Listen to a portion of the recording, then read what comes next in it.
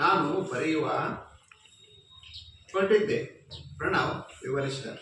ಆದರೆ ಹುಡುಗ ಕುದುರೆಯ ಮೇಲಿಂದ ಕೆಳಗೆ ನೆಗೆದ. ಹಾಗಾದರೆ ನಿಂತುಕೊಂಡಿರುವ ಹುಡುಗನ ಚಿತ್ರವನ್ನು ಬರೆದಿಲ್ಲ. ನಾನು ಅದನ್ನೇ ನಿನಗೆ ಹೇಳಲು ಹೊರಟಿದ್ದೆ, ಪ್ರಣವ್ ಹೇಳಿದ. ಹುಡುಗ ಅಲ್ಲೇ ನಿಲ್ಲಲಿಲ್ಲ.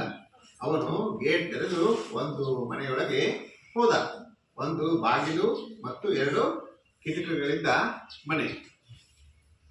ಮನೆಯ ಚಿತ್ರವನ್ನು ಏಕೆ ಬಿಡಿಸಲಿಲ್ಲ ಅಂತ ಅಮ್ಮ ಕೇಳ್ತಾಳೆ. ಏಕೆ ಕೇಳ್ತಾಳೆ?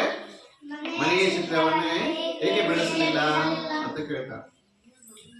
ಸರ್, ನಿಮ್ಮಮ್ಮ ನಿಮ್ಗೆ ಏನಾದ್ರು ಚಿತ್ರ ಬಿಡಿಸಕ್ ಹೇಳಿದ್ರಾ? ಯಾರು ಹೇಳಿದ್ರು?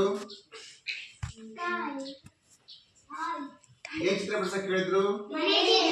ಮನೆ ಚಿತ್ರ ವಿಷಯ ಇಲ್ಲ. ಮತ್ತೆ ಯಾರಿಗೆ ಏನಾದ್ರು ಹೇಳಿದ್ರ? ನಿಮ್ಮಮ್ಮ ಮನೆಯಲ್ಲಿ ಏನಾದ್ರು ಚಿತ್ರ ಬಿಡಿಸಕ್ ಹೇಳಿದ್ರ?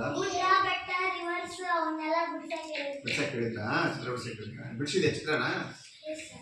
ಏನಾದ್ರು ಚಿತ್ರ ಬಿಡಿಸಿದಾದ್ಮೇಲೆ ಗುಡ್ ಅಂದ್ರ? ಮತ್ತೆ ಯಾರ್ಯಾರು ಆಗಿತ್ತಂತ ಅನುಭವ? ಮತ್ತೆ ನಿಮ್ಮ ಮನೆಗೆ ನಿಮ್ಗೆ ಯಾರಾದ್ರೂ ಹೇಳಿದ್ರ ನನಗೆ ಚಿತ್ರ ಬಿಡಿಸಕ್ಕೆ?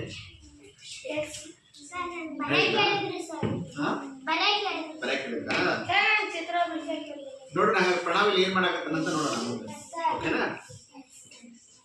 ನನ್ನಿಂದ ಆಗಲಿಲ್ಲ, ಏಕೆಂದರೆ ಬಾಗಿಲು ತೆರೆದು ಒಳ ಹೋದ ಹುಡುಗ ತನ್ನ ಹಾಸಿಗೆ ಮೇಲೆ ನಿದ್ದೆಗೆ ಹೋಗಿಬಿಟ್ಟ.